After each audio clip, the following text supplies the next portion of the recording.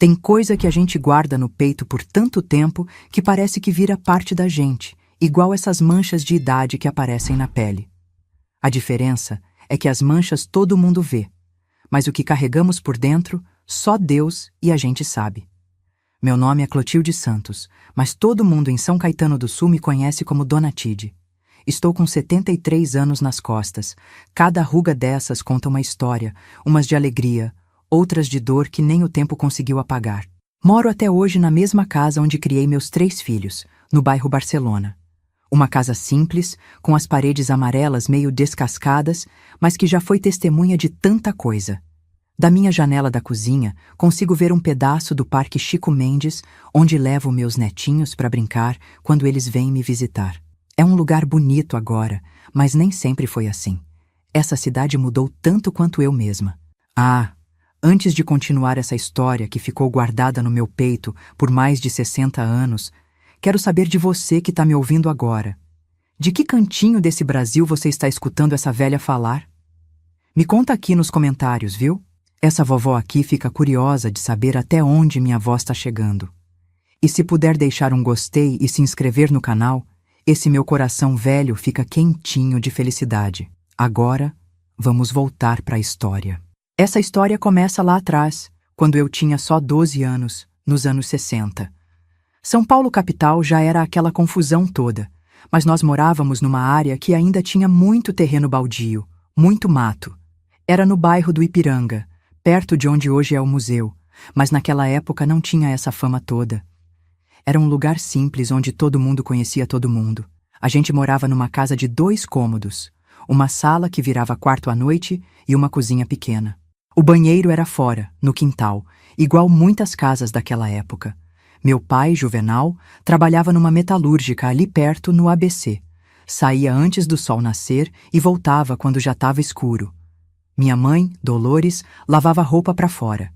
Éramos pobres, mas nunca faltou comida na mesa. Tinha mais 2 irmãos. O Toninho, que era 2 anos mais novo que eu, e a Aparecida, a caçulinha, que tinha só 5 anos naquela época. Nas casas daquele tempo, minha filha, domingo, era sagrado. Era o único dia que a família toda podia ficar junta. Minha mãe acordava cedinho e já começava a preparar o almoço. Feijão, arroz, uma carninha quando dava, e aquela misturinha de legumes que ela fazia tão bem. O cheirinho tomava conta da casa, e a gente ficava com água na boca só de sentir. Mas o que fazia o domingo ser especial mesmo era quando vinha a família toda. Os tios, as tias, os primos. A mesa da cozinha ficava pequena, então esticavam uma tábua por cima, cobriam com uma toalha de plástico florida e juntavam todas as cadeiras da casa. Quando nem isso dava, a gente sentava em caixote de madeira mesmo. Foi num desses domingos que o primo Miguel começou a aparecer mais. Ele era o filho mais velho do meu tio Arnaldo, irmão do meu pai. Miguel já tinha seus 19 anos, trabalhava no centro de São Paulo, numa loja de tecidos, e sempre vinha vestido todo arrumado, cheiroso, com o cabelo penteado com brilhantina. As meninas do bairro ficavam tudo de olho nele. E eu também olhava, claro, com aquela admiração de criança que vê um adulto que parece saber tudo. No começo, era só um carinho na cabeça, um elogio aqui e ali. "Que moça bonita você tá ficando, Clotilde", ele dizia. E eu ficava toda boba, né? Naquela idade a gente é assim, qualquer elogio já faz a gente se sentir importante. E ninguém nunca me elogiava. Em casa de pobre, minha filha, não tem muito tempo para essas coisas não. Lembro como se fosse hoje, daquele domingo de março. Estava um calor danado. A mesa estava cheia. Veio até gente que eu nem conhecia direito, amigos dos tios. Meu pai tinha comprado umas cervejas. Meu tio Arnaldo trouxe uma garrafa de pinga. Logo depois do almoço, os homens já estavam todos alegres, falando alto, rindo daquele jeito. As mulheres conversavam na cozinha enquanto lavavam a louça, e as crianças menores brincavam no terreno vazio do lado da casa. Eu tinha ajudado a servir a mesa, como sempre fazia, e estava cansada. Fui para o único quarto da casa para descansar um pouco, longe daquela barulheira. Era um lugar apertado, com 2 camas, uma que meus pais dormiam e outra que eu dividia com meus irmãos. As paredes finas deixavam passar todo o barulho, mas pelo menos tinha um momento de sossego. Não demorou nem 5 minutos. A porta abriu. Era o Miguel. "Tava te procurando, priminha", ele disse, fechando a porta atrás dele. Eu achei estranho, mas ele era da família, né? Que mal podia ter? Tão todos lá fora bebendo, conversando, ninguém vai sentir falta da gente, ele falou, sentando na beirada da cama. Foi aí que começou. Primeiro ele pediu um abraço, disse que eu era a prima preferida dele. Depois, a mão dele começou a passear por lugares que me deixaram sem jeito. Quando tentei levantar, ele segurou meu braço com força. "Fica quietinha", ele disse, mas não era mais com aquela voz gentil. Era uma voz diferente, que me deu medo. "Se você contar para alguém, vão dizer que você que pediu, que você que quis", ele falou bem baixinho no meu ouvido. "Quem vai acreditar numa menina como você contra mim? Todo mundo gosta de mim. Seu pai me admira. Sua mãe vive dizendo que queria um filho como eu." Eu tremia igual vara verde, minha filha. Não entendia direito o que estava acontecendo. Só sabia que era errado, que doía e que eu queria que acabasse logo. Lá fora, o som da música no rádio, das risadas e das conversas altas cobria qualquer outro barulho. Ninguém viria, ninguém me escutaria. Quando finalmente acabou, ele ajeitou a roupa como se nada tivesse acontecido. "Isso é nosso segredo, priminha. Se você contar para alguém, vou dizer que é mentira sua e ninguém vai querer mais olhar na sua cara. Sua mãe vai te achar uma vergonha." Depois saiu do quarto, me deixando ali, encolhida num canto da cama, sem entender direito o que tinha acontecido comigo. Voltei para a sala depois de um tempo, com os olhos inchados de tanto chorar. Minha mãe nem notou. Tava todo mundo já alto demais para perceber qualquer coisa. O Miguel estava lá, rindo com meu pai, tomando cerveja, como se nada tivesse acontecido. E foi assim, minha filha, que começou o meu tormento. A partir daquele domingo, todos os outros viraram um pesadelo para mim. Cada vez que a semana ia acabando, meu estômago já começava a revirar, minhas mãos suavam frio. Quando ouvia falar que ia ter almoço de família, eu inventava dor de barriga, dor de cabeça, qualquer coisa para não ter que estar lá. Mas minha mãe não deixava. "Deixa de frescura, menina, vai ajudar a arrumar a mesa." O Miguel sempre dava um jeito de me encontrar sozinha. No quarto, no banheiro lá fora, até no tanque onde minha mãe lavava roupa. Bastavam alguns minutos em que os adultos estavam distraídos, e eles sempre estavam, com aquelas conversas intermináveis, regadas a cerveja e cachaça. Meu pai mesmo, coitado, trabalhava tanto durante a semana que no domingo só queria relaxar. Depois do segundo copo de cerveja, já não prestava atenção em nada ao redor. "Se você contar, vou fazer a mesma coisa com a Aparecida." Ele ameaçou um dia, quando eu juntei coragem e disse que ia falar para minha mãe, minha irmãzinha de 5 anos. Só de pensar, meu sangue gelava. "Sua mãe vai te culpar, vai dizer que você não cuidou da sua irmã. E seu pai? Ele vai te bater até não sobrar nada." Aquelas palavras entravam na minha cabeça como martelada. O pior é que eu acreditava. Via como meu pai ficava depois de beber, como ele às vezes batia no Toninho por qualquer coisinha. O que não faria comigo se soubesse de uma coisa dessas? Na minha cabeça de criança, só conseguia pensar que a culpa era minha, que eu tinha feito algo errado, que talvez até merecia aquilo. Os meses foram passando, e eu fui murchando igual flor sem água. Emagreci. Parei de conversar. Na escola, minhas notas caíram. A professora até chamou minha mãe uma vez. Perguntou se estava acontecendo alguma coisa em casa. Minha mãe disse que não, que eu sempre fui assim, quietinha mesmo. Nem ela percebia o quanto eu tinha mudado. O pior era que o Miguel começou a aparecer mais vezes, não só nos domingos. "Vim visitar o tio Juvenal", ele dizia com aquele sorriso falso. E meu pai todo bobo. "Que bom te ver, sobrinho. Olha aí, Dolores, que rapaz mais respeitador da família, vem visitar os tios." Eu tentava ficar perto da minha mãe, grudar nela como uma sombra. Mas sempre tinha uma hora que ela mandava eu ir buscar alguma coisa, ou ajudar com alguma tarefa. E o Miguel estava sempre de olho, esperando uma brecha. Naquele tempo não se falava dessas coisas, minha filha. Abuso era a palavra que nem existia no nosso vocabulário. Menina que passava por isso era assanhada, tinha provocado. Se contasse, a culpa caía em cima dela. Ainda mais numa família como a minha, tradicional, onde a palavra do homem valia mais que qualquer outra coisa. Fui crescendo assim, com aquele segredo corroendo por dentro. Na escola, via as outras meninas rindo, brincando, sonhando com o primeiro namorado. Eu só conseguia sentir nojo, medo. Não queria nem que os meninos chegassem perto de mim. As outras meninas me achavam esquisita, metida. A Clotilde se acha melhor que todo mundo, elas diziam. Mal sabiam elas que eu só queria ser invisível. Aos 13 anos, comecei a mudar de corpo.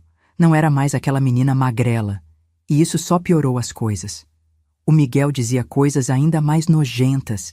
Falava do meu corpo de um jeito que me dava vontade de arrancar a própria pele. Nas noites, eu deitava na cama que dividia com meus irmãos e chorava baixinho, com o rosto virado para a parede para ninguém ver. Rezava, pedia para Nossa Senhora me proteger, me levar embora dali. Mas os domingos sempre chegavam, e com eles, o Miguel. O tempo foi passando e eu fui achando que aquilo ia ser minha vida para sempre. Que nunca ia ter fim, que ninguém nunca ia me escutar, que eu ia ter que aguentar aquilo até... Até quando? Nem sabia dizer. Só sabia que cada dia ficava mais difícil levantar da cama, olhar no espelho, seguir vivendo. Foi quase 1 ano e meio desse inferno, minha filha. 1 ano e meio de almoços de domingo, de visitas inesperadas, de mãos que me machucavam, de palavras que me diminuíam, de ameaças que me silenciavam. 1 ano e meio sentindo que não era nada, que não valia nada. 1 ano e meio até que tudo mudou, de um jeito que nem eu esperava. E essa mudança começou num dia quente de verão, quando minha mãe entrou no quarto sem bater e viu algo que não devia ter visto. Algo que fez todo aquele castelo de mentiras e ameaças desmoronar como um baralho de cartas. Aquele verão de 1964 foi um dos mais quentes que São Paulo já teve. Mesmo nas casinhas do Ipiranga, onde o vento costumava ser mais fresco por causa dos morros, o calor era de rachar. A gente dormia com as janelas abertas, com medo até de sufocar durante a noite. Por causa desse calor todo, eu dormia só de combinação, que era uma espécie de camisola fininha que as moças usavam debaixo da roupa naquela época. Foi numa manhã de janeiro que minha mãe entrou no quarto para me acordar. Já passava das 7. E eu tinha que ajudar a estender as roupas que ela ia lavar naquele dia. Normalmente eu acordava antes dela me chamar, mas naquela noite mal tinha conseguido dormir. O Miguel tinha aparecido lá em casa na noite anterior, dizendo que ia assistir a novela com a gente. E de novo, quando meus pais estavam distraídos, ele me seguiu até o quintal quando fui buscar água. Na hora de me levantar, senti uma dor nas costas, nas pernas, nos braços. O Miguel tinha ficado mais violento nas últimas semanas. Qualquer resistência minha, ele apertava mais forte, machucava mais. Eu não queria levantar, não queria que minha mãe visse as marcas, mas ela puxou o lençol com força. Levanta, menina preguiçosa, o sol já tá alto e você aí deitada, parece que tá doente. Mas na hora que o lençol saiu, minha mãe ficou parada, olhando pro meu braço. Havia marcas roxas, do tamanho de dedos, impressas na minha pele clara. Eu tentei cobrir rápido, puxando o lençol de volta, mas era tarde demais. Que marcas são essas, Clotilde? Senti o coração disparar no peito, as mãos começaram a suar. A voz dele veio na minha cabeça. Se você contar para alguém, vão dizer que você que pediu. Abaixei os olhos, fiquei quieta, torcendo para ela desistir de perguntar. Mas minha mãe não era de largar o osso. Estou esperando, menina. Quem fez isso em você? Foi briga na escola? Não. Eu caí, mãe. Caí lá no tanque quando fui buscar água. Menti, minha filha, porque o medo era maior que qualquer outra coisa. Mas minha mãe não nasceu ontem. Examinou meu braço com aqueles olhos de lince que mãe tem. Puxou minha combinação e viu que tinha marca nas costas também. Caiu como, Clotilde? De costas, de frente e ainda bateu o braço? Me acha com cara de boba? Ela nunca tinha falado comigo naquele tom. Doce e firme ao mesmo tempo, como se estivesse disposta a arrancar a verdade a qualquer custo, mas também pronta para me abraçar. Ainda assim, eu não conseguia. As palavras travavam na garganta. O medo era uma mão invisível que me sufocava. Ninguém caindo deixa marca de dedo assim, filha. Alguém machucou você. Quem foi? Balancei a cabeça, os olhos já cheios de água. Minha mãe sentou na beirada da cama, abaixou a voz. Foi seu pai? Ele bateu em você quando chegou tarde ontem? Não, mãe, nunca. Foi algum menino da escola? Não. Ela ficou em silêncio, pensando. Então, uma sombra passou pelo rosto dela. Uma sombra que nunca vou esquecer, porque foi o momento em que percebi que ela estava começando a entender. Foi alguém aqui de casa? Alguém que vem aqui? Não respondi, mas meus olhos devem ter falado por mim. Minha mãe pegou no meu queixo, ergueu meu rosto. Foi o Miguel, não foi? Só de ouvir o nome dele, comecei a tremer. As lágrimas que eu tinha segurado por tanto tempo começaram a cair, sem parar. Era como se uma represa tivesse estourado depois de anos segurando a água. Eu queria negar, queria mentir, mas meu corpo inteiro dizia a verdade. O que ele fez com você, minha filha? Me conta. E ali, naquela manhã quente de janeiro, o silêncio que tinha me sufocado por quase 2 anos começou a se quebrar. Entre soluços, contei para minha mãe. Não tudo, porque algumas coisas eu nem conseguia colocar em palavras, e outras eu nem sabia o nome para dizer o que era. Mas contei sobre os domingos, sobre como ele me procurava quando ninguém estava olhando, sobre as ameaças.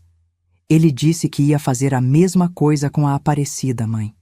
Disse que ninguém ia acreditar em mim, que papai ia me bater até não sobrar nada. Eu esperava que minha mãe fosse me empurrar, me chamar de mentirosa, dizer que eu estava inventando histórias. Era o que o Miguel sempre dizia que ia acontecer. Mas em vez disso, minha mãe fez algo que nunca tinha feito antes. Me abraçou forte, tão forte que quase não conseguia respirar. E ela chorava junto comigo. Minha filha, minha filhinha. Por que você não me contou antes? Não tinha resposta para isso. Só chorei mais, a cabeça encostada no ombro dela, sentindo o cheiro de sabão de coco que ela sempre tinha por causa das roupas que lavava. Desde quando, filha? Desde quando ele faz isso? Desde o aniversário do tio Arnaldo, faz quase 2 anos. Minha mãe parecia que tinha levado um tapa na cara. Ela segurou meus ombros, me afastou um pouco para me olhar nos olhos. Ele já tinha feito isso antes com você? Antes daquele domingo? Fiz que não com a cabeça. Foi a primeira vez naquele dia. E depois ele disse que ia fazer de novo, que era nosso segredo, que se eu contasse... Minha mãe me abraçou de novo e senti que ela tremia também. Não sei quanto tempo ficamos assim, abraçadas, chorando juntas. Só sei que quando nos afastamos, o olhar dela tinha mudado. Não era mais aquele olhar doce que eu conhecia. Era um olhar de fogo, um olhar que dava medo. Seu pai não pode saber disso agora. Ele vai matar aquele desgraçado e vai acabar preso. Vamos resolver isso diferente. Naquele momento, minha filha, alguma coisa dentro de mim se acendeu. Ver minha mãe acreditando em mim, ver ela com raiva por mim, me fez sentir que talvez, apenas talvez, eu não estava sozinha. Que talvez eu não merecia o que tinha acontecido, que não era minha culpa. Minha mãe me fez prometer que não contaria nada pro meu pai ainda. Disse que ia pensar em como fazer, que a gente precisava ser esperta. Enquanto isso, eu não ia mais ficar sozinha nunca. Ela ia me levar para a lavagem de roupa com ela, ia pedir pro Toninho sempre ficar por perto. E se o Miguel aparecesse, eu devia gritar, não importa o que ele dissesse. Ele não vai mais tocar em você, nunca mais, eu prometo. Pela primeira vez em quase 2 anos, dormi sem pesadelos naquela noite. Não que o medo tivesse passado completamente, e eu ainda não sabia como minha mãe ia resolver aquilo, como ela ia enfrentar o Miguel, que era forte, alto, respeitado pela família. Mas pelo menos alguém sabia. Alguém tinha ouvido meu grito silencioso. Os dias seguintes foram estranhos. Minha mãe olhava para mim diferente, com um misto de dor e determinação. Às vezes eu a pegava chorando sozinha no tanque, ou rezando na frente do pequeno altar que ela tinha na sala, com as imagens de Nossa Senhora Aparecida e São Judas Tadeu. Percebi que ela também tinha medo, também não sabia exatamente o que fazer. Uma semana depois, meu pai chegou em casa dizendo que domingo ia ter churrasco na casa do tio Arnaldo. Meu estômago revirou só de pensar. Miguel estaria lá, claro. Era na casa dele. Olhei desesperada para minha mãe, que estava passando roupa na cozinha. A Clotilde não vai, ela disse, sem levantar os olhos do ferro de passar. Como assim não vai? Toda a família vai estar lá. Você sabe como seu irmão fica quando alguém falta nos almoços dele. Ela não está se sentindo bem. Deve ser coisa de mocinha, você sabe. Melhor ficar em casa dessa vez. Meu pai me olhou, desconfiado. Fiz minha melhor cara de doente, fraca. Ele não perguntou mais nada. Mas na manhã do domingo, quando já estavam se arrumando para ir, ele veio me ver no quarto. Parecia preocupado de verdade. Tem certeza que você tá bem para ficar sozinha, filha? Posso pedir para Dona Josefa dar uma olhada em você durante o dia? Antes que eu pudesse responder, minha mãe apareceu na porta. Ela não vai ficar sozinha. Eu também não vou. Como assim, Dolores? O Arnaldo tá esperando a gente? Não estou me sentindo bem também. Deve ser alguma coisa que a gente comeu. Vocês vão. Eu fico com a menina. Meu pai não gostou, mas acabou indo com o Toninho e a Aparecida. Assim que eles saíram, minha mãe sentou na beirada da minha cama. Precisamos conversar, filha. Aquele desgraçado não vai mais chegar perto de você, mas não podemos ficar escondidas para sempre. E eu tenho medo do que seu pai pode fazer se descobrir. Ele pode acabar preso. E aí como ficamos nós? E o que vamos fazer, mãe? Ela respirou fundo, esfregou as mãos no avental. Era um gesto que ela fazia quando estava nervosa. Amanhã eu vou falar com o padre Antônio. Ele é um homem bom, vai nos ajudar. Senti um calafrio. O padre? Era tão sério assim? Claro que era sério, mas nunca tinha pensado que era algo para envolver a igreja. Será que todo mundo ia saber? O que iam dizer de mim? Será que iam me chamar de... Não se preocupe, minha mãe disse, como se lesse meus pensamentos. Não vou contar para ninguém além do padre. É só que ele conhece muita gente, gente importante. Pode nos ajudar a resolver isso sem que seu pai precise sujar as mãos de sangue. Naquela noite, não consegui dormir direito de novo. Pensava em como seria falar com o padre, no que ele ia pensar de mim. Pensava no Miguel, no que ele faria quando descobrisse que eu tinha contado. Será que ele viria atrás de mim? Será que faria mal à Aparecida como tinha ameaçado? Mas o que eu não sabia é que minha mãe já estava 2 passos à frente. Quando o sol nasceu na segunda-feira, ela já tinha um plano. Um plano que ia mudar tudo, que ia finalmente trazer justiça. E mais importante, um plano que ia me libertar daquele pesadelo que tinha se tornado minha vida. Na manhã seguinte, minha mãe vestiu sua melhor roupa. Uma saia azul escura e uma blusa branca de gola alta, que ela só usava em ocasiões muito especiais. Penteou o cabelo com cuidado, prendendo-o num coque baixo. Parecia outra pessoa, mais alta, mais forte. Vou falar com o padre agora. Você fica em casa, não abre a porta para ninguém. Se alguém perguntar, diga que estou na casa da dona Amélia, aquela que perdeu o marido mês passado.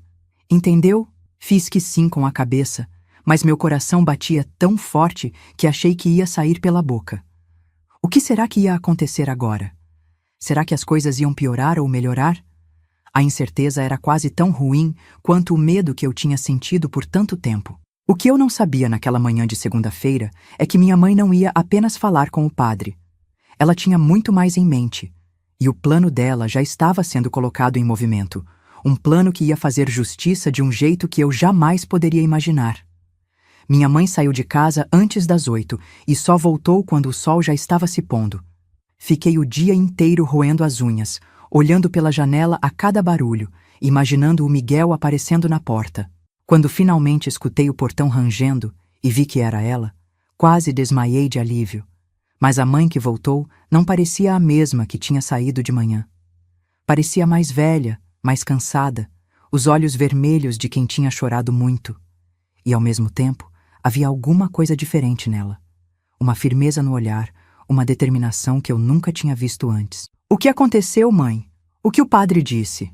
Ela tirou o lenço da cabeça, pendurou na cadeira, sentou-se à mesa da cozinha e ficou um tempo só, olhando para as próprias mãos. Mãos calejadas de tanto esfregar roupa no tanque, de tanto passar ferro, de tanto trabalhar para criar a gente. Filha, não fui só falar com o padre, fui na delegacia também. Senti um calafrio percorrer minha espinha. A delegacia? Isso significava polícia, significava que todo mundo ia saber, significava: "Não se assuste", ela continuou, percebendo meu pânico. Fui falar com o delegado Meireles. Ele é irmão da dona Celina, aquela que eu lavo roupa. Homem sério, de respeito. Contei tudo para ele, mostrei as marcas no seu braço que eu tirei foto com a câmera do seu Juvenal da Venda. Nem sabia que ela tinha tirado foto. Nem sabia que ela era capaz de pensar em algo assim. O delegado disse que a gente podia registrar queixa, abrir um processo. Mas aí teria que passar por médico, ia ter que contar tudo de novo muitas vezes, ia ter que enfrentar o Miguel no tribunal. E seu pai... Ela não precisou terminar a frase. Meu pai nunca aceitaria ver a filha passando por isso, sendo exposta desse jeito. Conhecendo ele, pegaria a espingarda velha que guardava embaixo da cama e iria atrás do Miguel na mesma hora. Mas o delegado Meireles entendeu nossa situação. Disse que tem outro jeito de resolver. Um jeito que não vai expor você, nem colocar seu pai em risco. Foi então que minha mãe me explicou o plano. Um plano tão simples e ao mesmo tempo tão perfeito que só podia ter saído da cabeça de uma mulher que tinha passado a vida inteira resolvendo problemas sem fazer barulho. Naquela semana, meu tio Arnaldo, pai do Miguel, ia fazer 50 anos. Ia ter uma festa grande no sábado à noite, com a família toda reunida no quintal da casa deles. Todo mundo ia estar lá. Parentes, vizinhos, amigos. O Miguel vai estar lá, claro. E o delegado Meireles vai aparecer por acaso. Ele é amigo do seu tio Arnaldo, jogam truco juntos no bar da esquina às sextas. E o que vai acontecer, mãe? O delegado vai levar o Miguel para uma conversinha particular. Vai mostrar as fotos das marcas, vai dizer que sabe o que ele andou fazendo, vai explicar exatamente o que acontece com homens que mexem com meninas na cadeia. Fiquei em silêncio, tentando imaginar a cena. O Miguel, sempre tão confiante, sempre tão arrogante, tendo que encarar um delegado. Seria o suficiente? Mas e se ele negar? E se disser que estou mentindo? Minha mãe deu um sorriso triste, passando a mão pelo meu cabelo. O delegado Meireles foi bem claro. Ou ele confessa e aceita as condições, ou vai preso na mesma hora. E ele não vai querer ir preso, filha.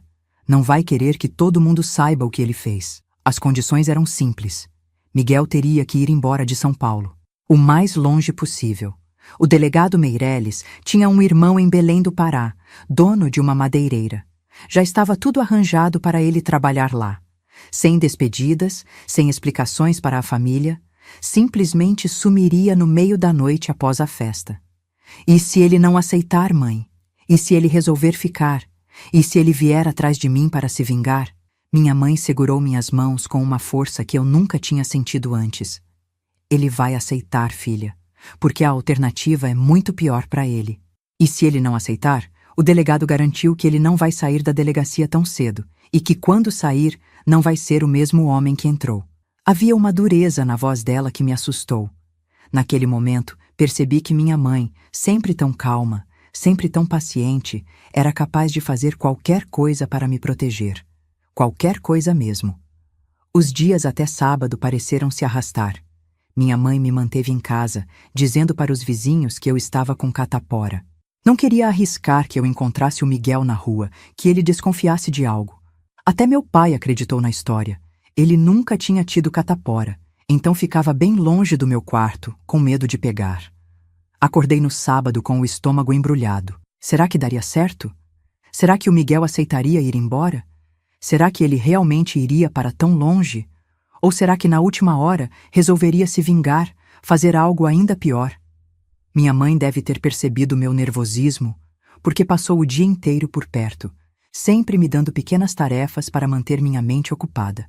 Lavamos roupa juntas, fizemos pão, até arrumamos as gavetas da cômoda. À tarde, começamos a nos arrumar para a festa. Era a primeira vez em quase 2 anos que eu não sentia aquele pavor de encontrar a família reunida. Mesmo assim, meu coração parecia que ia sair pela boca. Minha mãe me ajudou a escolher o vestido, um azul claro, com uma faixa branca na cintura. Penteou meu cabelo com cuidado, fazendo uma trança embutida que caía pelas costas. Olhando no pequeno espelho rachado que tínhamos no quarto, quase não me reconheci. Não era mais aquela menina assustada de antes. Havia algo diferente no meu olhar também. Está linda, minha filha. Hoje é um dia especial. Hoje é o dia em que você vai se libertar daquele monstro para sempre. Fomos para a festa com meu pai e meus irmãos. A casa do tio Arnaldo já estava cheia quando chegamos. Mesas espalhadas pelo quintal, luz de lampião pendurada nos galhos das árvores, o cheiro da carne assando na churrasqueira improvisada de tijolo. Em outra época, esse cenário teria me enchido de medo. Agora, olhava tudo com uma estranha sensação de... Seria a esperança? Vi o Miguel logo que chegamos. Estava num canto do quintal, conversando com alguns rapazes, um copo de cerveja na mão. Quando me viu, por um segundo seu sorriso vacilou. Nossos olhares se cruzaram e pela primeira vez não desviei o meu. Foi ele quem olhou para o lado primeiro. Minha mãe me puxou para perto dela, como se tivesse sentido minha atenção. Sentamos numa mesa afastada, junto com algumas tias. Meu pai logo se juntou aos homens perto da churrasqueira. Toninho e Aparecida correram para brincar com as outras crianças. A festa corria como qualquer outra. Meu tio Arnaldo, já um pouco alto por causa da cerveja, contava suas histórias de quando era jovem. As mulheres trocavam receitas e fofocas. Os homens discutiam futebol. Era como se nada de extraordinário fosse acontecer naquela noite. Foi quando o vi chegando, o delegado Meireles, alto, com seus bigodes grisalhos, vestindo uma camisa social mesmo no calor. Cumprimentou meu tio Arnaldo com um abraço forte, deu tapinhas nas costas dele, entregou um pacote de presente. "Olha só quem veio!" meu tio gritou, levantando o copo. "Meu amigo Meireles, pega uma cerveja aí, homem!" O delegado sorriu, pegou uma garrafa que alguém lhe ofereceu. Ficou conversando um pouco com os homens, rindo das piadas. Parecia completamente à vontade, como se realmente tivesse vindo apenas para comemorar o aniversário de um amigo. E então, como quem não quer nada, ele se aproximou do Miguel. Não conseguia ouvir o que estavam falando, mas vi o sorriso do meu primo sumir lentamente. Vi o delegado colocar a mão no ombro dele, apertando de um jeito que parecia amigável para quem estava olhando de fora, mas que fez o Miguel ficar pálido. Os dois se afastaram da festa, caminhando para o lado da casa onde ficava a garagem. Sumiram por quase meia hora. Minha mãe, sentada ao meu lado, segurou minha mão por baixo da mesa. Estava tão nervosa quanto eu, suas palmas suando frio. Quando o delegado Meireles voltou para a festa sozinho, tinha um semblante sério. Caminhou até onde meu tio Arnaldo estava, disse algo no ouvido dele. Vi meu tio fazer uma cara de surpresa, depois de preocupação. Os dois se afastaram também por alguns minutos. O Miguel não voltou para a festa. Ninguém parecia ter notado sua ausência ainda, exceto nós. A festa continuou, com muita comida, muita bebida, muitas risadas. Mas para mim, era como se o tempo tivesse parado. Mais tarde, bem mais tarde, quando já estávamos indo embora, o delegado Meireles se aproximou de nós no portão. Cumprimentou meu pai com um aperto de mão forte, disse que conhecia minha mãe de vista, da casa da dona Celina. E então, quando ninguém estava olhando, ele fez um pequeno aceno com a cabeça para minha mãe. Um aceno quase imperceptível, mas que dizia tudo. Estava feito. Dormi aquela noite como não dormia há anos. Um sono profundo, sem pesadelos, sem acordar assustada no meio da madrugada. Quando o sol entrou pela fresta da janela no domingo de manhã, por um momento achei que tinha sonhado tudo, que nada daquilo tinha acontecido de verdade. Mas então a porta do quarto se abriu e minha mãe entrou, segurando o jornal. Sentou-se na beirada da cama e me mostrou uma pequena nota no canto da página. Jovem de 21 anos parte para trabalhar em madeireira no norte do país. Miguel Oliveira, sobrinho do comerciante local Arnaldo Oliveira, aceitou proposta de emprego em Belém do Pará e partiu na madrugada de ontem. Ele tinha ido embora. De verdade.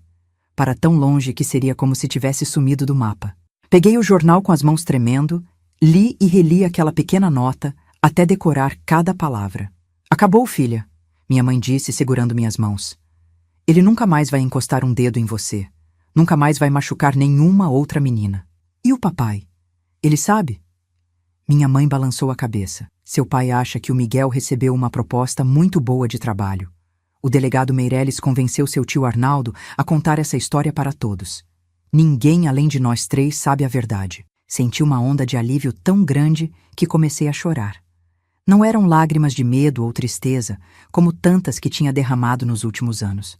Eram lágrimas de libertação. Mas e se um dia ele voltar, mãe? E se resolver se vingar? Minha mãe sorriu, aquele sorriso determinado que eu tinha começado a conhecer nos últimos dias. Ele não vai voltar, filha. O delegado Meireles deixou bem claro o que aconteceria se ele pisasse em São Paulo novamente. E vai ter gente de olho nele lá em Belém também, para garantir que ele se comporte. Naquele domingo, fizemos algo que não fazíamos há muito tempo. Fomos à missa juntas, toda a família. Sentada no banco de madeira da igreja, olhando para o altar enquanto o padre falava sobre perdão e redenção, senti um peso saindo dos meus ombros. Sabia que não seria fácil, que as lembranças não desapareceriam da noite para o dia. Sabia que teria pesadelos ainda por muito tempo, mas também sabia que o pior já tinha passado. Nas semanas seguintes, aos poucos, fui voltando a ser quem eu era antes. Ou talvez não exatamente quem eu era. Aquela menina inocente já não existia mais. Mas uma nova Clotilde estava nascendo.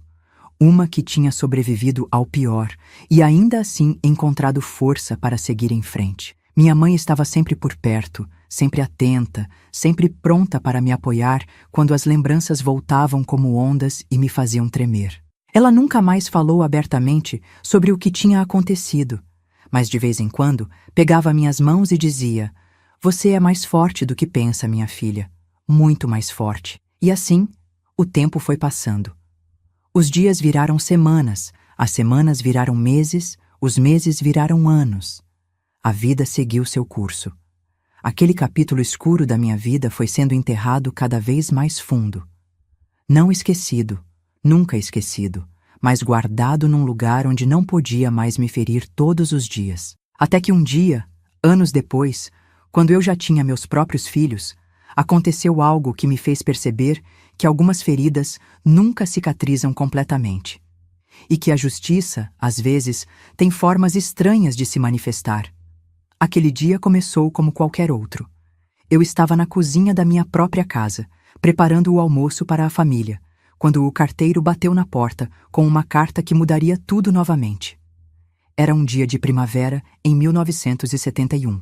Lembro bem porque as jabuticabeiras do quintal estavam carregadas, os frutos pretos brilhando contra as folhas verdes. Eu já tinha me casado com o Antenor, um rapaz bom que conheci na fábrica de tecidos, onde comecei a trabalhar aos 17 anos. Tínhamos 2 filhos pequenos, o Carlos Eduardo, de 4 anos, e a Mariana, de apenas 2. Morávamos numa casinha simples no bairro da Muuca, não muito longe da casa dos meus pais. A carta chegou numa terça-feira. Envelope pardo, sem remetente, apenas meu nome escrito com uma letra que não reconheci. Deixei em cima da mesa enquanto terminava de estender a roupa no varal do quintal. Só fui abrir depois que as crianças dormiram a sesta, enquanto tomavam um café na cozinha. Minhas mãos começaram a tremer assim que li as primeiras linhas. Clotilde, não sei se você vai querer ler esta carta até o fim, mas peço que tente. Sou eu, Miguel. Estou escrevendo de Belém. O café derramou na toalha da mesa. Senti o estômago revirar, como se tivesse engolido uma pedra de gelo. 7 anos tinham se passado desde aquela noite na festa do tio Arnaldo. 7 anos em que, aos poucos, fui reconstruindo minha vida, deixando aqueles pesadelos para trás.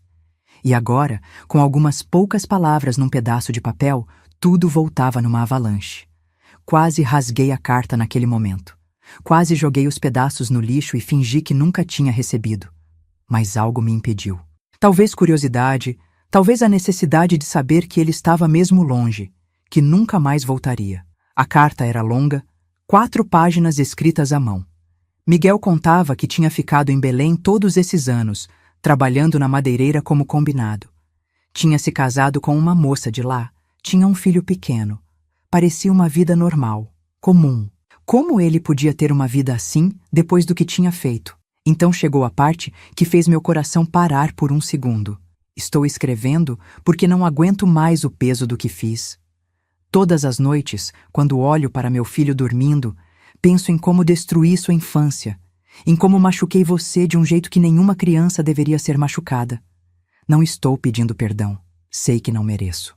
Só queria que soubesse que vivo com esse remorso todos os dias, que nunca mais fiz mal a ninguém e que entendo agora, completamente, o monstro que fui. Sentei ali na cozinha, com aquela carta nas mãos, sem saber o que sentir. Raiva? Alívio? Um pouco de ambos? As lágrimas caíam pelo meu rosto sem que eu percebesse. Não chorava por ele, claro que não. Chorava pela menina que eu fui, pela inocência que perdi, pelos anos de medo e vergonha. A porta da cozinha se abriu e minha mãe entrou. Ela ainda vinha me visitar quase todos os dias, para ajudar com as crianças. Quando me viu chorando com aquela carta na mão, seu rosto mudou na mesma hora. Mesmo sem ler uma palavra, acho que ela sabia. É dele, não é? Ela perguntou, sentando-se ao meu lado. Passei a carta para ela. Assistia seu rosto enquanto ela lia, vendo as emoções passarem por ele como nuvens numa tempestade. Raiva, dor, confusão e, por fim, algo que parecia resignação. "O que você vai fazer?" Ela perguntou quando terminou de ler. "Não sei. Parte de mim quer queimar isso e esquecer que recebi. Outra parte..." Não consegui terminar a frase. Não sabia o que a outra parte queria. Perdoar? Não, nunca. Entender? Talvez. Seguir em frente, finalmente, completamente? Isso parecia mais próximo do que eu sentia. Minha mãe pegou minhas mãos entre as dela, como tinha feito tantas vezes quando eu era criança. "Filha, essa decisão é só sua. Ninguém pode te dizer o que fazer. Mas lembre-se que seja qual for sua escolha, você é muito mais forte do que ele jamais será." Guardei a carta numa caixinha velha onde mantinha recordações de infância. Não respondi. Não tinha nada a dizer para Miguel que valesse o esforço de escrever. Mas nos dias e semanas que se seguiram, algo mudou dentro de mim. Era como se um nó que eu nem sabia que ainda carregava finalmente tivesse se desfeito. Comecei a falar mais sobre o que tinha acontecido. Não para todo mundo, claro, mas para pessoas que importavam. Contei para o Antenor, meu marido, numa noite depois que as crianças dormiram. Ele chorou comigo, me abraçou, prometeu que nossos filhos nunca passariam pelo que passei. À medida que falava sobre aquilo, o poder que as memórias tinham sobre mim foi diminuindo. Já não era um monstro escondido embaixo da cama, pronto para me pegar quando eu menos esperasse. Eram apenas lembranças dolorosas de algo que tinha acontecido com uma menina que já não era mais eu. Foi nessa época, com 26 anos, que decidi fazer algo que nunca tinha imaginado antes. Voltei a estudar. Comecei a frequentar um curso noturno para completar o ginásio, depois o colegial. Antenor ficava com as crianças enquanto eu ia para a escola 3 noites por semana. Ele nunca reclamou, nunca me fez sentir culpada por querer algo para mim. Em 1975, quando terminei o colegial, aconteceu algo que balançou nosso mundo novamente. Meu pai, que sempre foi um homem forte, sofreu um derrame. Não morreu, mas ficou com o lado direito do corpo paralisado, sem conseguir falar direito. De repente, minha mãe, que tinha passado a vida inteira cuidando de todos, precisava de ajuda. Antenor e eu conversamos muito sobre isso. Acabamos decidindo nos mudar para mais perto dos meus pais. Vendemos nossa casinha na Muca e compramos outra no Ipiranga, a apenas 2 ruas de onde eles moravam. Não era exatamente a mesma vizinhança onde cresci. Não sei se conseguiria voltar para lá, mas era perto o suficiente para podermos ajudar. As crianças cresciam rápido. O Carlos Eduardo, tão parecido com o pai, sério e responsável mesmo sendo tão pequeno. A Mariana, um furacãozinho de energia, sempre fazendo perguntas, sempre querendo saber o porquê de tudo. E em 1976, nasceu nossa caçula, a Beatriz. 3 filhos, uma casa para cuidar, meus pais precisando de ajuda. A vida era corrida, mas era boa. Foi por volta dessa época que comecei a perceber algo nas reuniões de pais da escola. Outras mães, às vezes, me procuravam para conversar em particular. No começo, eram apenas desabafos sobre dificuldades com os maridos, com os filhos. Mas aos poucos, algumas começaram a contar histórias que ecoavam demais a minha própria história. Uma vizinha que tinha sido abusada pelo padrasto quando menina. Uma colega da igreja que sofria violência do marido e não sabia como sair daquela situação. Uma mãe da escola cujo filho mostrava sinais de abuso, mas ela não sabia o que fazer, a quem recorrer. Era como se, de alguma forma, essas mulheres sentissem que eu entenderia. E eu entendia. Sabia exatamente como era carregar aquele segredo, aquela vergonha que não nos pertencia. Comecei a ajudá-las como podia, ouvindo, aconselhando, às vezes até indo junto à delegacia ou a serviços de assistência social. Em 1978, com o incentivo do Antenor, resolvi fazer algo mais estruturado. Junto com algumas dessas mulheres e com o apoio do padre da paróquia local, um homem muito diferente daqueles padres antigos que realmente se importava com a comunidade, fundamos um grupo de apoio. Começamos nos encontrando na salinha dos fundos da igreja, uma vez por semana. Chamamos o grupo de Vozes que Curam, porque era isso que fazíamos. Dávamos voz a dores que tinham sido silenciadas por tanto tempo. No início, éramos apenas 5 ou 6 mulheres, mas a palavra foi se espalhando e logo tínhamos mais de 20 participantes regulares. Aprendi tanto naqueles encontros. Aprendi que minha história, por mais dolorosa que fosse, não era única. Que incontáveis mulheres e crianças passavam por situações semelhantes ou piores, muitas vezes dentro das próprias casas, nos lugares onde deveriam estar mais seguras. E aprendi também que, quando nos unimos, quando quebramos o silêncio, algo começava a mudar. Com o tempo, nosso grupo começou a fazer mais do que apenas oferecer apoio emocional. Conseguimos parcerias com advogados que atendiam pro bono, com psicólogos que ofereciam consultas a preços acessíveis. Criamos uma pequena rede de casas seguras, onde mulheres que estavam em situação de risco podiam ficar temporariamente com seus filhos. Em 1980, minha mãe faleceu. Foi rápido, um ataque cardíaco enquanto dormia. Ela tinha 60 anos. No enterro, olhando para aquele caixão sendo baixado à terra, pensei em como ela tinha sido forte. Como tinha lutado por mim quando eu não conseguia lutar por mim mesma. Como tinha encontrado um caminho para fazer justiça sem derramamento de sangue, sem destruir nossa família no processo. Foi ela quem me ensinou a usar minha voz, disse no pequeno discurso que fiz no cemitério, cercada pela família e amigos. Foi ela quem me mostrou que justiça e vingança são coisas diferentes, que podemos buscar uma sem nos perdermos na outra. Meu pai não durou muito depois disso. 6 meses após perder minha mãe, ele também se foi. Era como se uma parte dele tivesse ido embora com ela, e o que restou não teve força suficiente para continuar. A década de 1980 trouxe muitas mudanças. O país estava diferente, saindo da ditadura, respirando novos ares. E eu também estava diferente. A dor não tinha desaparecido completamente. Acho que nunca desaparece, mas já não definia quem eu era. Ao contrário, tinha se transformado em algo que me impulsionava a ajudar outros. Nosso grupo Vozes que Curam cresceu, se formalizou, virou uma pequena ONG. Conseguimos uma sede própria, um sobradinho antigo no Ipiranga que reformamos com muito trabalho e pouco dinheiro. Antenor, sempre meu maior apoiador, usava seus finais de semana para arrumar encanamento, pintar paredes, consertar o que fosse preciso. Foi lá, naquela pequena ONG, que recebi outra carta do Miguel em 1985. Tinha-se passado 14 anos desde a primeira. Desta vez, o envelope trazia um remetente. Hospital São Francisco, Belém do Pará. O conteúdo era breve. Miguel estava doente, com câncer em estágio terminal. Os médicos tinham dado poucos meses de vida. Ele pedia perdão novamente. Dizia que tinha vivido uma vida decente, que tinha criado seu filho para ser um homem de respeito. No final da carta, havia um pedido. Se puder encontrar em seu coração a força para responder, apenas para que eu saiba que você está bem, que conseguiu seguir em frente, apesar do que fiz, partiria mais em paz. Fiquei dias pensando se deveria responder. Conversei com Antenor, com algumas amigas próximas do grupo. Todos diziam a mesma coisa. A decisão era minha, só minha.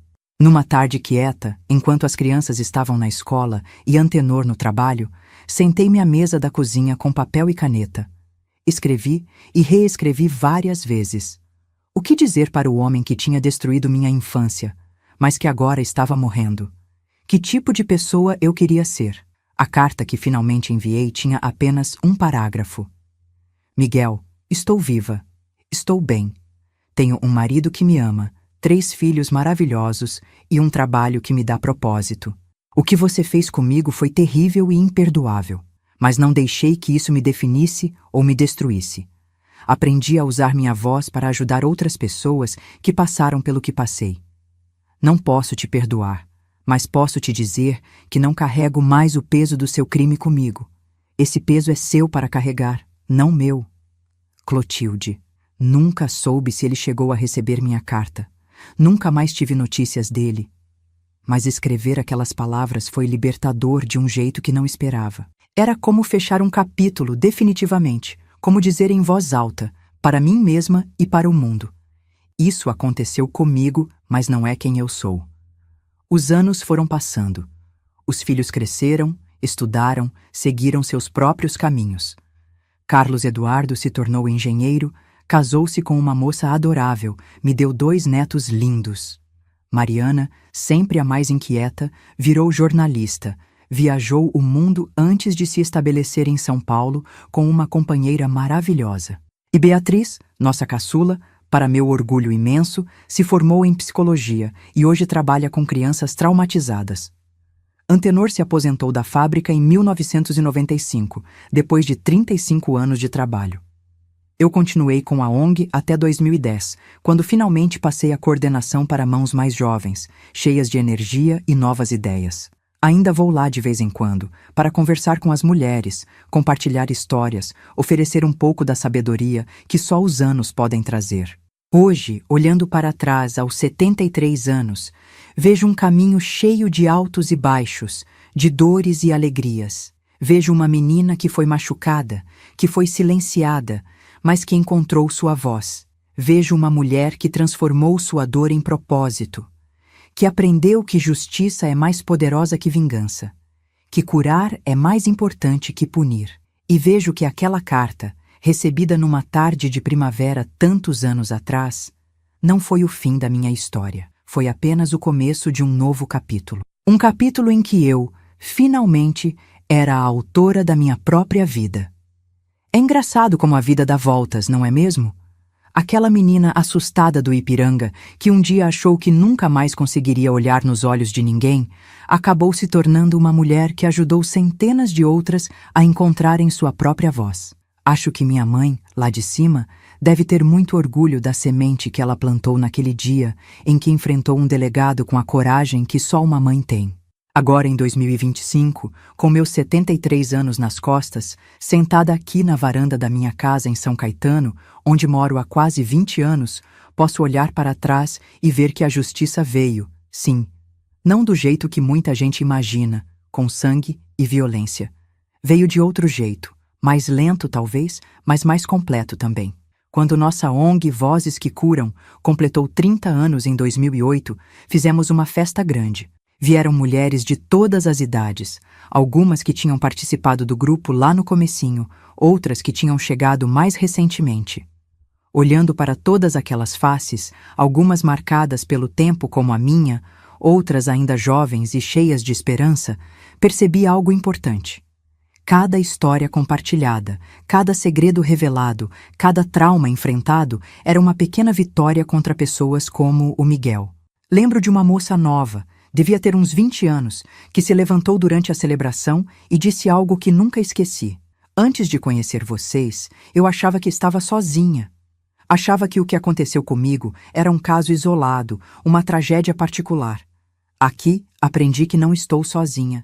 E mais importante ainda, aprendi que posso falar, que minha voz importa.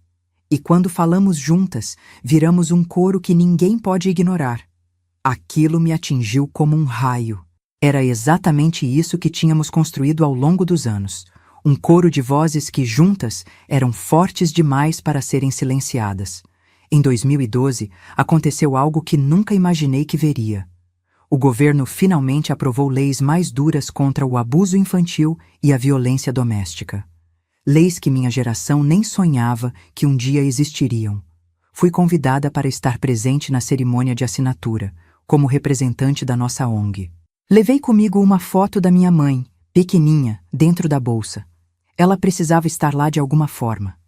O político que assinou a lei fez um discurso sobre como organizações como a nossa tinham sido fundamentais para trazer o assunto à tona, para mostrar a dimensão real do problema, para exigir mudanças. Enquanto ouvia aquelas palavras, pensava na menina de 12 anos tremendo de medo num quarto pequeno no Ipiranga. Se alguém tivesse me dito naquela época que um dia eu estaria ali, testemunhando aquela mudança, eu jamais teria acreditado. Na saída da cerimônia, uma repórter jovem me abordou querendo fazer uma entrevista. Falei sobre a nossa história, sobre como tudo começou, sobre quantas mulheres e crianças tínhamos ajudado ao longo dos anos.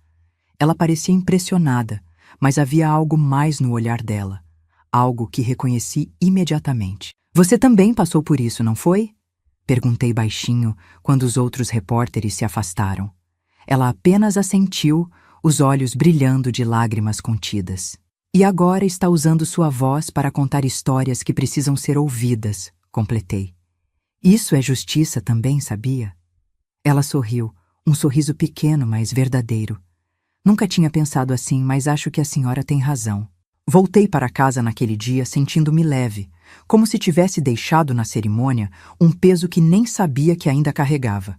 O antenor, sempre atento, notou a diferença imediatamente. Aconteceu alguma coisa especial lá, Taide. Sorri para ele, esse homem que tinha estado ao meu lado por mais de 50 anos, que tinha segurado minha mão nos momentos difíceis, que tinha celebrado comigo cada pequena vitória. Acho que finalmente entendi o que a minha mãe queria dizer quando falou que a justiça ia chegar de um jeito ou de outro. Não é sobre punição, antenor. É sobre mudança. É sobre garantir que o que aconteceu comigo não continue acontecendo com outras crianças. Ele pegou minha mão, acariciou com aqueles dedos calejados de quem trabalhou a vida toda. Sua mãe estaria orgulhosa. Eu estou orgulhoso. Os anos foram passando. Nossa ONG continuou crescendo, agora com filiais em várias cidades do estado. Minha Beatriz assumiu a coordenação geral depois que me aposentei completamente em 2015.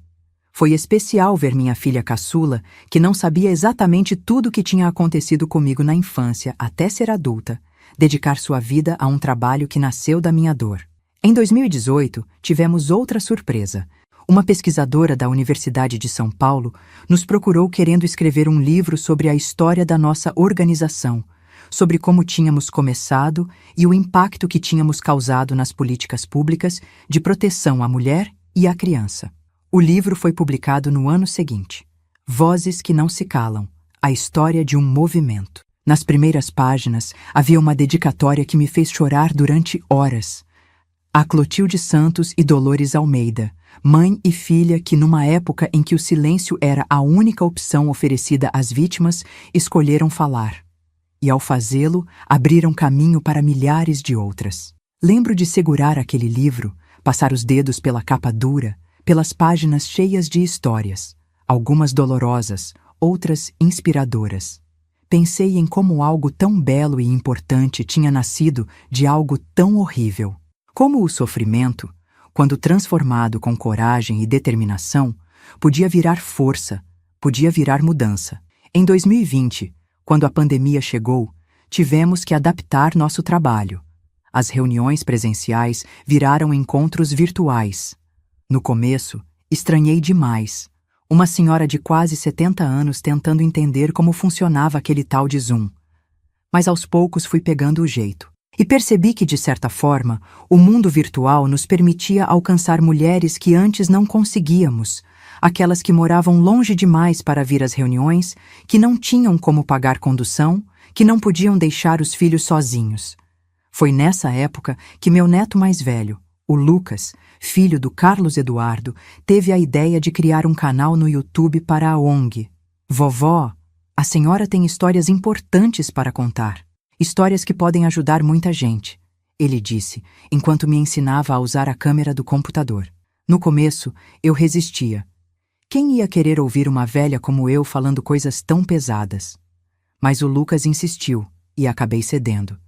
Gravamos o primeiro vídeo na sala da minha casa mesmo, com uma iluminação improvisada com abajures e a câmera do celular dele. Para minha surpresa, o vídeo teve milhares de visualizações em poucos dias. Mensagens começaram a chegar de todos os cantos. Mulheres agradecendo por terem se sentido menos sozinhas, homens dizendo que nunca tinham percebido a dimensão do problema, jovens perguntando como podiam ajudar, como podiam se envolver. Uma mensagem em particular me marcou. Era de uma senhora de 80 anos, de uma cidadezinha do interior de Minas Gerais. Dona Clotilde, assisti seu vídeo e chorei a tarde inteira. O que aconteceu com a senhora também aconteceu comigo, há mais de 70 anos atrás. Nunca contei para ninguém, nem para meu falecido marido. Carreguei esse segredo a vida toda, achando que a culpa era minha. Agora, graças à senhora, sei que não estava sozinha. É tarde para mim. Já vivi quase toda a minha vida, mas mesmo assim me sinto mais leve por saber que outras mulheres conseguiram falar, conseguiram seguir em frente. Aquela mensagem ficou comigo por dias. Pensei muito naquela senhora, no peso que ela tinha carregado em silêncio por toda uma vida. Quantas seriam como ela? Milhares, talvez milhões, espalhadas pelo Brasil e pelo mundo. Mulheres que nunca tiveram a chance de falar, de ser ouvidas, de saber que não estavam sozinhas. Foi aí que o canal Memórias da Vovó realmente ganhou força. Com a ajuda dos meus netos, comecei a gravar vídeos regularmente. Falava sobre minha história, sim, mas também sobre outras histórias que tinha conhecido ao longo dos anos na ONG. Histórias de dor, mas também de superação, de força, de recomeços. E quanto ao Miguel? Bem, nunca mais soube dele depois daquela última carta do hospital. Presumo que tenha falecido, como havia dito que aconteceria. Às vezes me pergunto se ele realmente se arrependeu, se realmente entendeu o mal que tinha feito. Mas a verdade é que isso não importa mais para mim. Sua vida, sua consciência, seu possível arrependimento, tudo isso pertence a ele, não a mim. Minha vida seguiu outros caminhos, caminhos que eu mesma escolhi, que construí com minhas próprias mãos, com a ajuda da minha mãe primeiro, depois do Antenor, dos meus filhos, das mulheres maravilhosas que conheci na ONG. Em 2023, Antenor nos deixou. Um infarte fulminante, enquanto dormia. Foi triste, claro, perder meu companheiro de tantas décadas. Mas, ao mesmo tempo, houve uma doçura naquela partida tranquila, sem sofrimento. Ele merecia isso. Esse homem bom que nunca me julgou, que sempre me apoiou, que acreditou em mim quando eu mesma duvidava. No enterro, olhando para o caixão sendo baixado à terra, não pude deixar de pensar em como a vida nos leva por caminhos estranhos. Se alguém tivesse me dito, naqueles dias terríveis da minha infância, que um dia eu teria uma família assim, um amor assim, uma vida plena e significativa, eu jamais teria acreditado. Agora, em 2025, continuo com o canal Memórias da Vovó. Tenho mais de 100 mil inscritos, imagine só. Uma senhora de 73 anos, que mal sabia ligar um computador há alguns anos, agora influenciadora digital, como dizem meus netos rindo. Mas sei que não são minhas rugas ou meu cabelo branco que atraem as pessoas. É a verdade nas histórias que conto. É a força que vem da vulnerabilidade. É saber que, por mais escura que seja a noite, sempre, sempre amanhece. A justiça que tanto busquei não veio na forma de um castigo exemplar para o Miguel. Veio na forma das vidas que consegui ajudar a transformar, das leis que ajudei a mudar, das vozes que ajudei a libertar. Minha mãe estava certa, lá atrás, quando disse que tinha um jeito melhor de resolver as coisas do que deixar meu pai pegar uma espingarda e ir atrás do Miguel. A vingança teria terminado ali, naquela noite, com sangue e mais dor.